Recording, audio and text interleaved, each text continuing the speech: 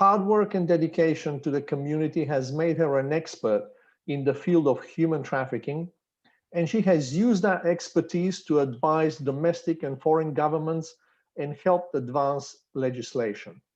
She's a recipient of multiple awards and accolades for her work, and what's even more important, she has saved and improved the lives of thousands of victims and survivors of human trafficking. Please welcome Jill Bollander Cohen. Hi, everyone. Thank you for having us today to talk about the great work of the LifeBoat Project. It's always one of my highlights when I get to speak to fellow Rotarians. I am a second generation Rotarian from the Club of Seminole South, and very proud to be working with one of the working groups, Rotarians Against Slavery. I am the Florida State Coordinator for that. But a little bit about myself before I begin, a slide that I have. I am born and raised here in Central Florida. And when I found out about human trafficking, I thought, this cannot be happening in my backyard. So I saw a need in our community. There was really nobody doing anything on addressing human trafficking. And so I partnered with an organization called the Freedom Network USA, which is a group of service providers brought together by the Department of Justice, and I formed the LifeBoat. In 2013, I co-founded the Greater Orlando Human Trafficking Task Force because I knew how important it was to have that relationship with law enforcement when we did see victims coming in. So it has been quite a journey. There we go. So the mission of the LifeBoat is to raise awareness on the issues of human trafficking and to empower the lives of survivors through long-term aftercare and residential programs and education. Okay. Our vision is to inspire awareness and engage communities in a collaborative effort and to end human trafficking. What is human trafficking? This is the most asked question that I hear from people. What actually is this? And what we have defined as human trafficking is the use of force, fraud, or coercion to compel a person into commercial sex acts or labor services against their will. Here are some of the stats that are alarming. Florida is ranked third in the nation, and Central Florida is third in the state. It's the second largest criminal industry in the United States after illicit drugs, and it's 150 billion a year industry. And this is one of the reasons that Rotary does want to address this. As we've talked about polio for so long, now we want to address human trafficking. So what are these traffickers? There's usually two types. One is the Romeo. This is the one that we see the most of. This is one that it's not just kids that are in foster care. This can also be, coming from a very wealthy family. They seek out the vulnerable. So they use emotional manipulation. Most of it is really affectionate. If they're not feeling that love at home, then the trafficker will come forward. I'll buy you an iPhone. I'll show you all this love. And then they manipulate them into something that they cannot get out of. This we have seen, and they are brutal. These are the guerrilla traffickers. They rely heavily on physical force and violence in recruitment and control. The risk of violence is both present with the Romeo and with the guerrilla. A lot of times these guerrilla traffickers will also have other traffickers brutally rape someone to get them to conform to being a part of their stable, and that's what they call it. Some of the other grooming basics are spiritual and religious manipulation, becoming friends with family members, gaming, and social media platform infiltration. So if we have enough time, and I'm gonna try to move quickly because I do have a survivor that I want to speak to you. And she will talk a little bit more about spiritual religious manipulation. We are seeing a lot now with people with COVID, where families are selling their children and other people online, and they're hidden in the dark. And a lot of this is done on the dark web, which law enforcement really does not have access to follow the trail of where they are. Gaming and social media. This is something that I always stress every time I speak. You have to watch what your children, your grandchildren, nieces and nephews have on their phones and on their computers. And I'll talk a little bit about some of the apps that you need to be alarmed if you see. The average age a teenager enters into the sex trade in the United States is 12 to 14. So here's some of the apps. And what I'll do is I can send this to Sasha, or if you want to screenshot some of these, you really need to take a look at what's going on with these apps. And there's more coming every day. So Plenty of Fish, a lot of people have used that as a dating website. But there's some other ones here that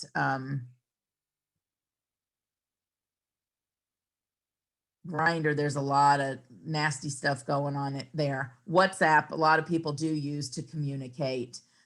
TikTok, we're hearing mixed things about that now. And then these are a group of other ones. Now, I know it's lunchtime, and I know this is a heavy conversation, but I have to tell you something.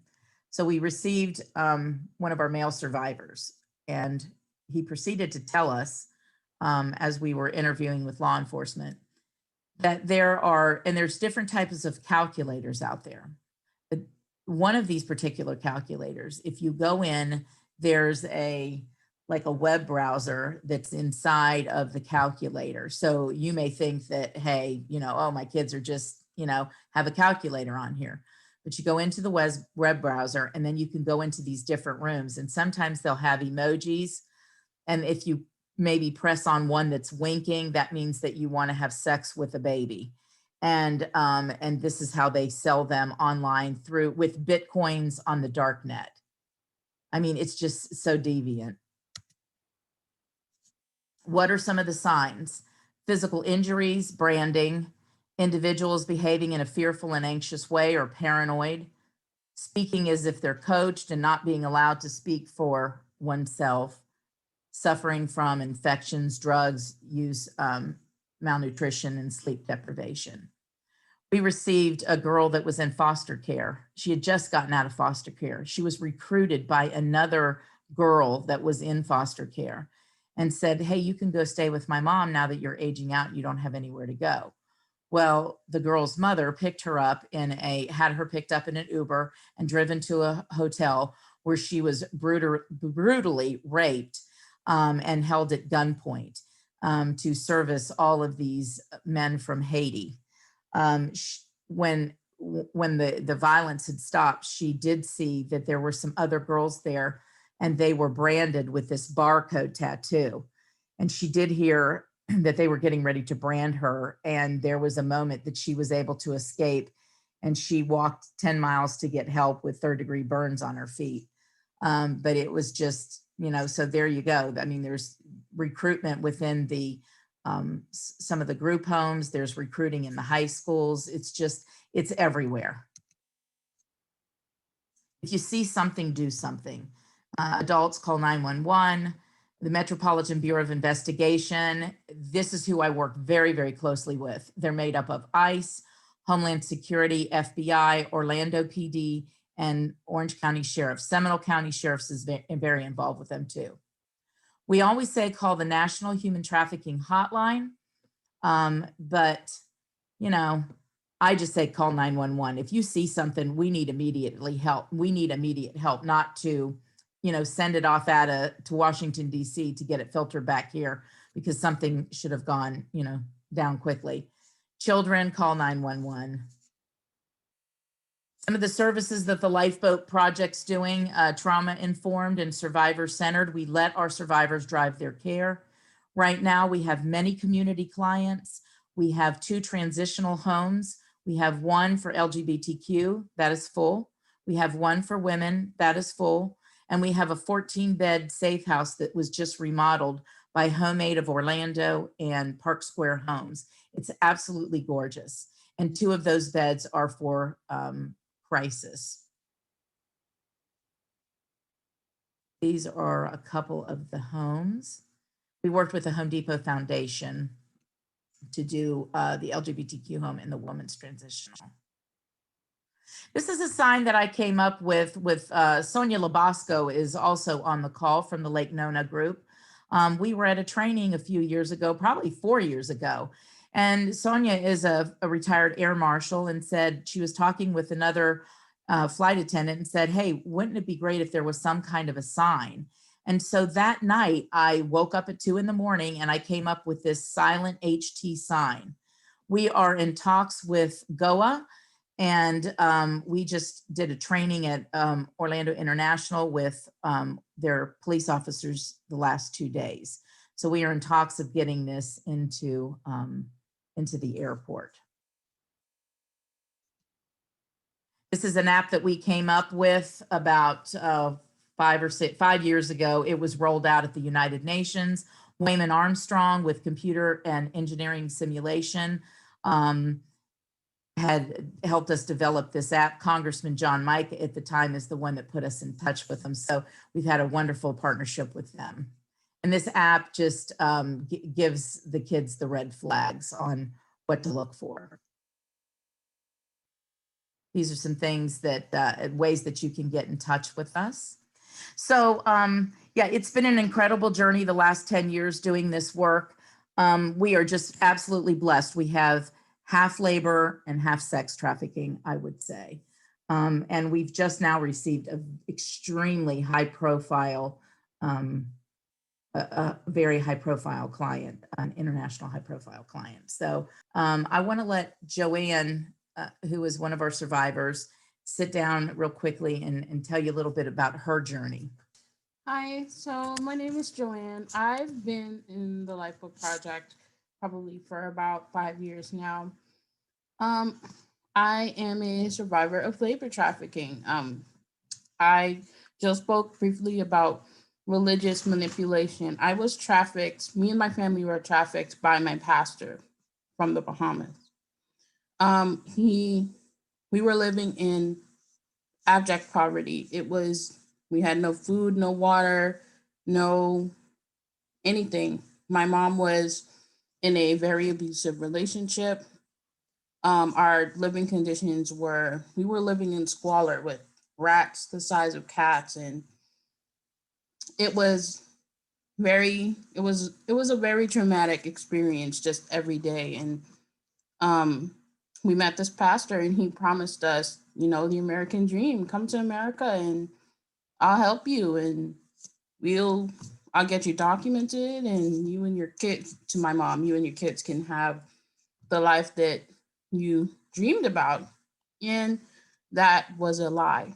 He brought us over, and I remember we were cleaning his house. We would walk to his house and clean his 2-story house and iron all of his clothes for $25. And we did that for quite some time.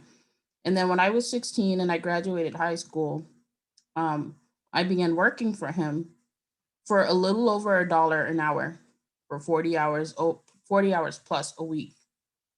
And it was a lot of religious grooming. He ran a cult. He made us believe that he could raise people from the dead, and he's been in heaven and he's been in hell and he's done all these things, and we didn't know anything. I mean, I didn't have access to the internet. I didn't know any better. I was a child. And if my mom believed, then why shouldn't I, And so I met Jill with the LifeBoat, and I was volunteering with the LifeBoat, and I sat down and Jill was doing a training on the signs of labor trafficking. And I said, oh my God, all of that is happening to me right now. Oh my God, I'm being labor trafficked right now and I don't even know it. So then I spoke to Jill, and that's when my whole life changed. And I came over with the LifeBoat, and I'm almost done with college. I have 2 classes and I'll have my AA. Jill got me in contact with the Maitland Symphony Orchestra, and I play the clarinet with them. My life has just been for my mother, God rest her soul, she passed away 3 years ago. My life has just been completely changed. And every day I wake up that I turn my shower on and water comes out, it's a blessing that most people don't even really realize. And the work of the Lifeboat Project has completely changed my life. When I met Jill 5 years ago, I was wearing a prescription that I had from the 9th grade. And I'm 24 now, so you can imagine how long ago that was. And Jill was wondering why couldn't I see, but I had glasses on, and she was like, and I told her, and she was like, "Oh no, we have to get that taken care of." So that's something the Lifeboat does, is common sense care, where you find a survivor and you surround them with a safety net and you give them the common sense care that they need. And that's why this organization is so important for services and for housing for the survivors. And thank you so much for your time. She's wonderful. That's just one of the many stories and lives that we work with. If there are any questions that you all have, I would encourage you to go to our website. It's thelifeboatproject.org and take a look around and see. What Joanne did not say, that she also plays in the Maitland Symphony Orchestra. And I see Dan Bones on here. So Joe plays in the orchestra with Dan. But I guess I would open it for questions. Okay, thank you. Jill, our first question is from Denny Creer. Denny? Jill, are you related to the famous orthodontist John Bolander? Oh, yes, I am. Yes, and he is here at the property running around at 86 years old. Is that right? Cleaning up the property. Well, make sure you tell him that Denny Career said hello. I sure will. And my husband, Gary Cohen, is also on here, that knows many of the members. I think he was worked with Bill Peepers in the past. So he was excited to chime in today too. Yeah, someday in person, I'll tell you a great story that's politically incorrect that your father told me. Oh, I'd love to hear that. Okay, thank you. Our next question comes from Bill Peeper. Bill? Well, first, let me say hi to Gary. So good to see you. I hope all's well. Obviously, it is. A pleasure to see you again. I have a ton of questions. I'll try not to monopolize it, but a couple things. You said that law enforcement doesn't have real access to the dark web. Why would that be? I mean, with all the intelligence that law enforcement has today, you'd think they'd be right on top of that. That's question one. Well, Joe knows, I mean, these younger ones, they know more about the dark. You want to, here, I'll just. So they have access to browsers to get into the dark web, but it's untraceable because of verified private networks, to where people can bounce their signal to make it seem like they're in Africa, they're in Japan, when they're in Orlando accessing these things. So it's hard to trace exactly where these things are coming from. These people are evil and they protect themselves before you go on there, because the dark web is dangerous. You have to protect yourself from other users as well. So that's why police. They were talking yesterday. I did a training out at OIA with Sonia, and the officers were talking about, there's another app that's out there too, that they can go in and just constantly change their email addresses and their numbers. And it's just, it's almost impossible. The technology is off the chart.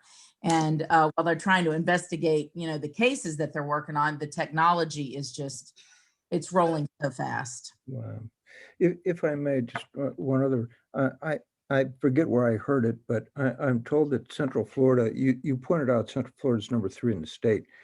And I understand that UCF is quite a target for human traffickers, and that if you desire, you can write a full description of the kind of person you like, and the traffickers will find that person and deliver them. Have you heard anything like that? I mean, we do hear all kinds of stories. We hear, you know, that they sit outside of a lot of the high schools, that there are, they say that the second largest recruiters could be girls in the high school that have been put out, and now they have to recruit to meet a quota. Traffickers go after the vulnerable. That's who they go after. It's not the kidnapping so much as everyone sees and taken, although we have had a client that she was kidnapped, shot full of heroin, and brutalized. And she still to this day is not right.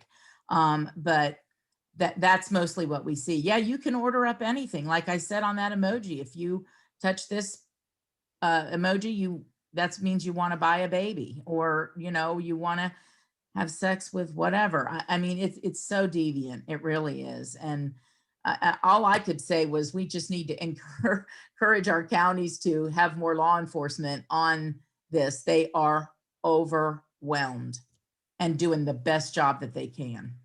Well, thank you for what you're doing. Mhm. Okay, thank you. Catherine, I see Catherine Simmons. I see your name in the list. Did you have a question? Thanks, Dick, and just wonderful presentation. Thank you for all that you're doing. Mine was more of a comment, because I've always been very overprotective with my kids with technology. Mhm. And I would not let my son have Snapchat when he was entering high school. And what I found out pretty quickly is that's how all the high schoolers communicate now. Mhm. So if you don't have Snapchat, you're cut off from all communication. You're basically an outcast, because they don't text, they don't use Messenger, they don't call each other on the phone or write emails or any of that. It's Snapchatting. And it's kind of a silly thing in the sense that for the most part, what they do, they photograph their forehead. It's not even the lower half of their face, it's their forehead with wherever they are currently behind it. So it's kind of like their way of checking in with each other. But what is so sinister, if you will, about Snapchat is once you open the snap, they call it a snap. Once you open that photo, then it disappears. So as a parent, if you're trying to check what your child's receiving, because they do it constantly all day long, hundreds of them with all their friends. If you're trying to check what your child's receiving, if you open it, it's gone. Then the child can't see it. So it's not like you can monitor it. And if you wanted to be checking it, you'd have to be checking it constantly. So it's a big problem. It was disturbing to see that icon for Snapchat on your list, because they all have that one. So, and I almost wonder if it even really goes away. You know, when they say that these things disappear, does it go on a server somewhere? So if you have these children, it's out taking there. bad pictures of themselves and sending them to each other, thinking that they're going away, and then meanwhile it's stored somewhere, is terrifying. It is. And Snapchat's really kind of one of the tamer ones compared to what's coming out. It's mind blowing. That's why I think if we can send the PowerPoint to you all, or at least to Joe, maybe you can do a condensed version, and we'll send that over for you all. You really need to be taking a look at it. Okay, thank you, Jill. Our next question is from Jim O'Reilly. Jim? Hi, Jill. My knowledge of this issue is perhaps a little bit on the naive side, probably more formed by Hollywood than anything else. And my perception is that this is an issue where bad guys go to Eastern Europe, they kidnap some young teens, bring them to the US, and the rest is history. How bad is it of a local issue? Because I don't know anything about that. Is it as bad as bringing the foreign kids in?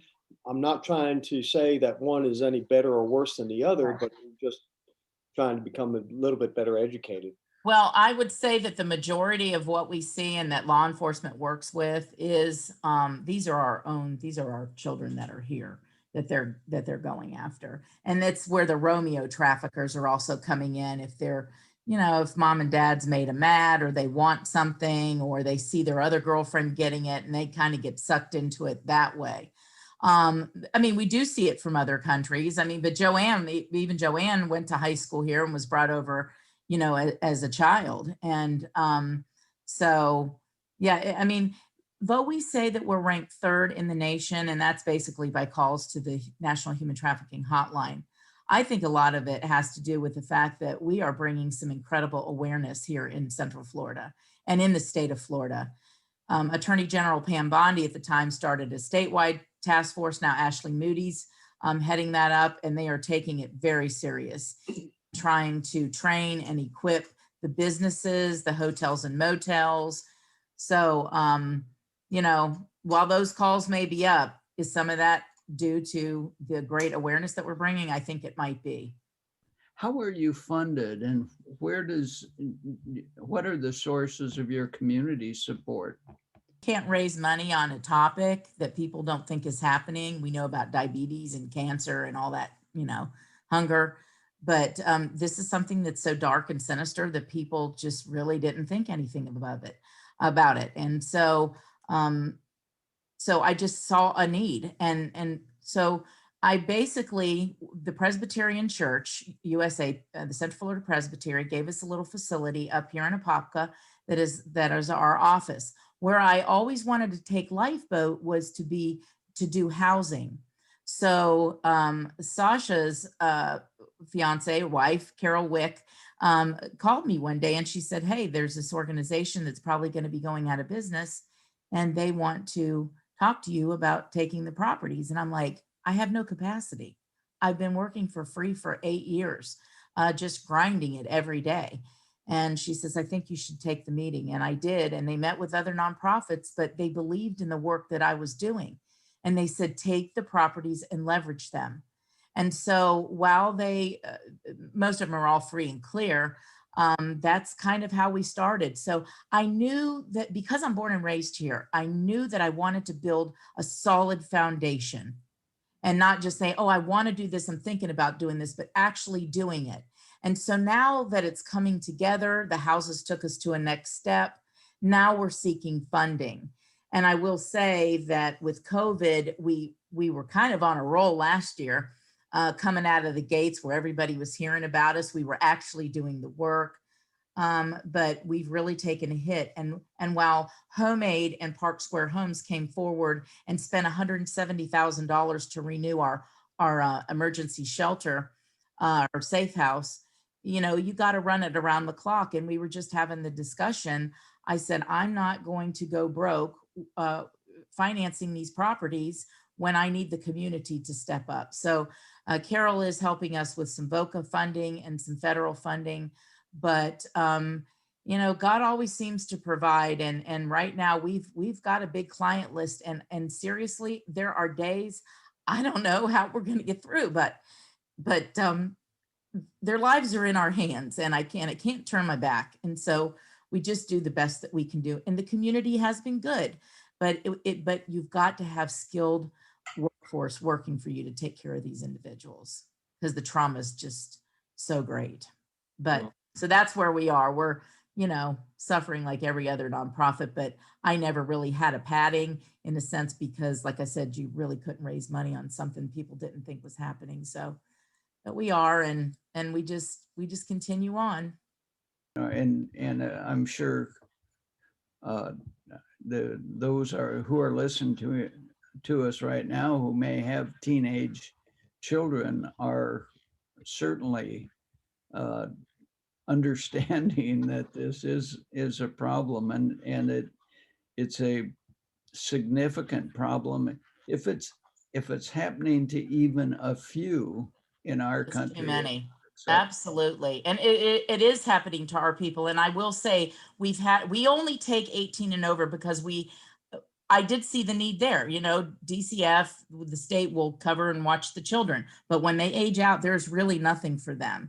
And so I have some that do not even have a 9th grade education, up to some that have had their master's degrees and have been trafficked. One exciting thing I will say is that partnering with Valencia Community College, this past month, we just had 8 of our survivors head off to Valencia.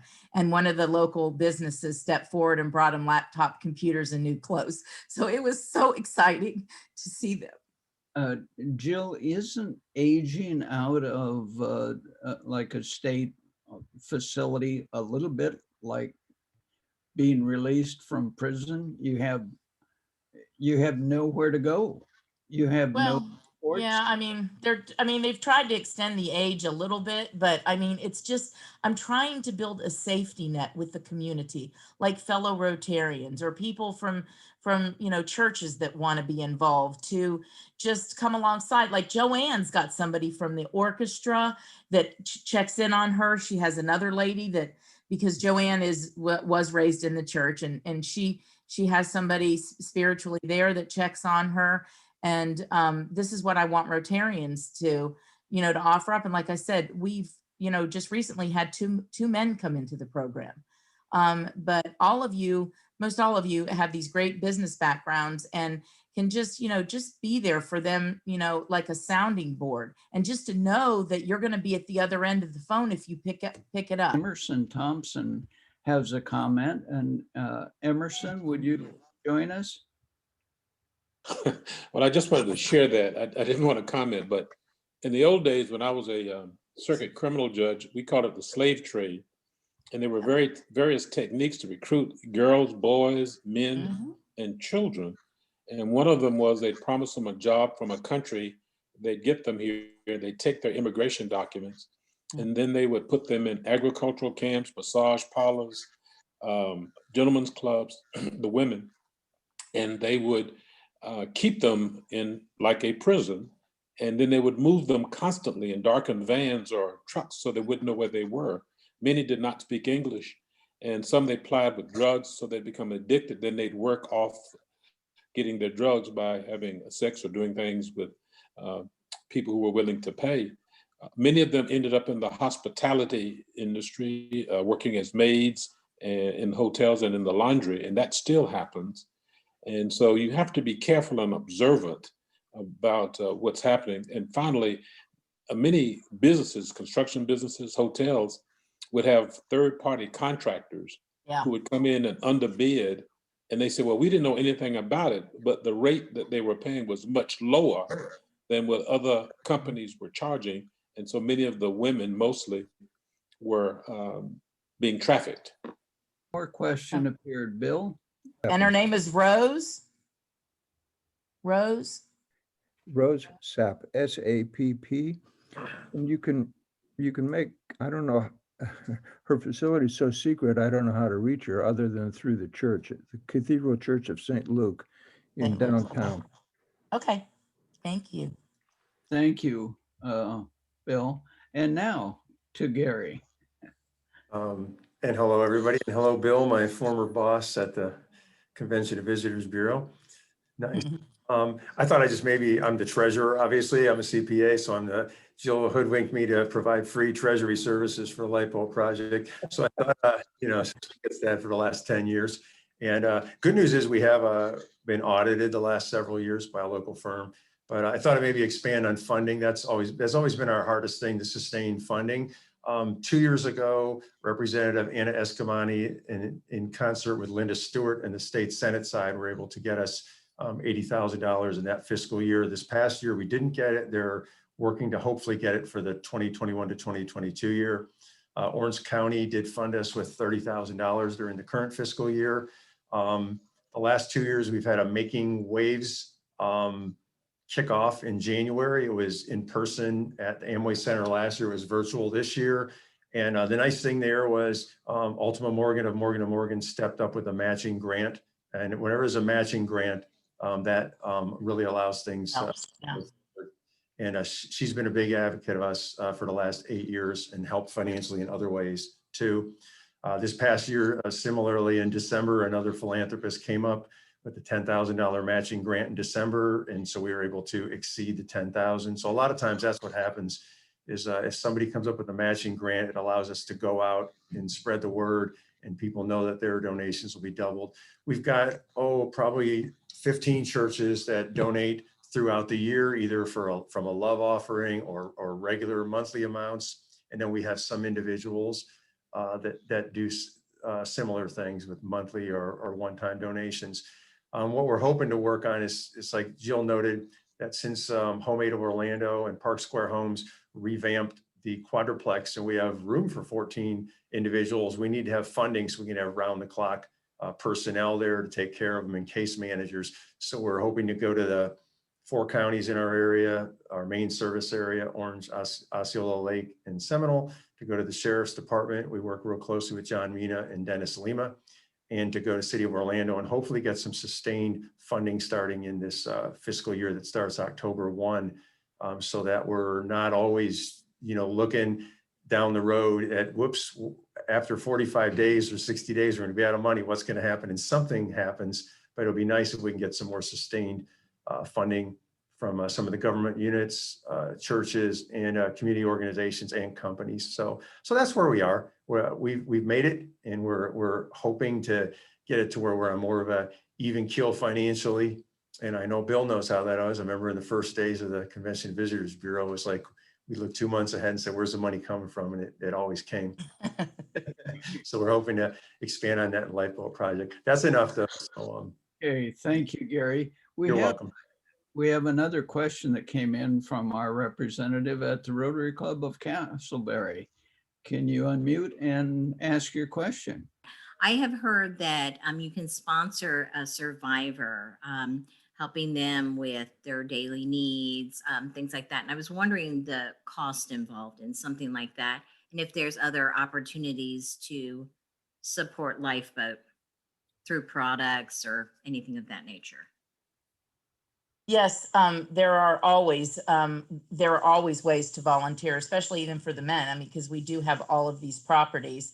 We always need product. One thing we started doing, especially now that the Safe House opened up, was to put a Amazon so everybody could go. One thing that you think is just that's a stupid gift is trash bags and laundry detergent. That adds up. And so that is, that is something that you can also do. It's a couple $1,000s a month on the survivors. We managed to make it work with a lot of people doing in kind.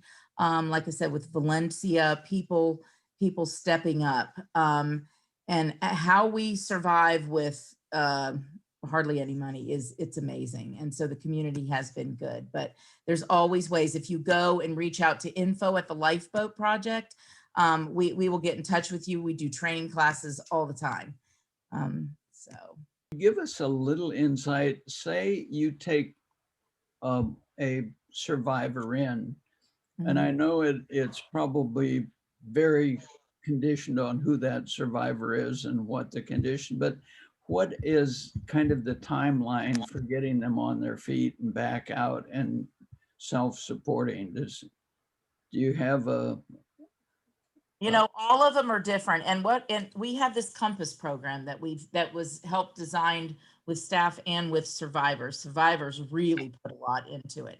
And so what we've devised is what we call an ISP. It's an individual survivor plan, because some of us come with nothing, with a 9th grade education, and they need that GED to move on to college. And then we have others that are masters. Our high level person that we just got in, she can go get a job and do well. But again, it's the therapy that we continually have them in, because they're going to trigger the rest of their lives. This is just horrible things that have happened to them, and so we want to equip them with the tools. So with Valencia stepping up is good. I really would like to work with UCF and Seminole County to do the same thing, but because some of them we have moving on that are ready and really want to go to UCF, but we just don't have the funding for that. But yeah, so it all depends on where they're at. And how did they come to you? How do you find them?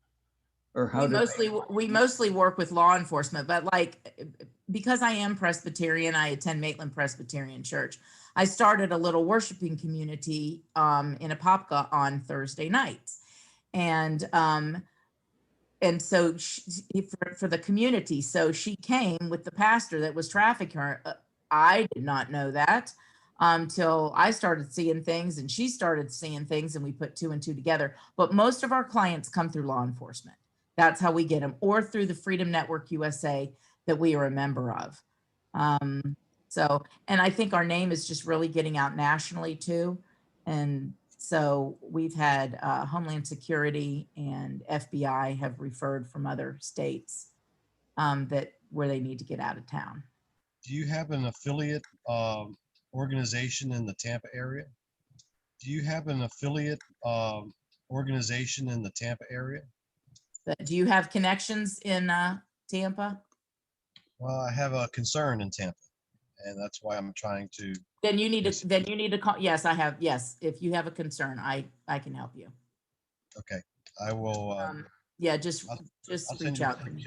I'll send you a chat over this line here, and you can contact me when it's good for you. How about that? That's perfect. Perfect. Okay, I'll send it to you right now. Anything else? Chat. Okay, I got it. Want to call me or reach out to me directly, it's just jill@thelifeboatproject.org. Let me simply thank you again for being with us and informing us on this important topic. Next week, we have on February 18th, Sandy Hostetter, the president of Truist Banks of Central Florida. And then in 2 weeks, we have a program celebrating the 60 years of Rotary for Joe Stein. So be with it for those programs. And since we are a business club, remember, do business with Rotarians. And now for the four-way test. Of the things we think, say, and do, is it the truth? Is it fair to all concerned? Will it build goodwill and better friendships? And will it be beneficial to all concerned? So as we adjourn the meeting, be safe, be well, be involved, be a Rotarian.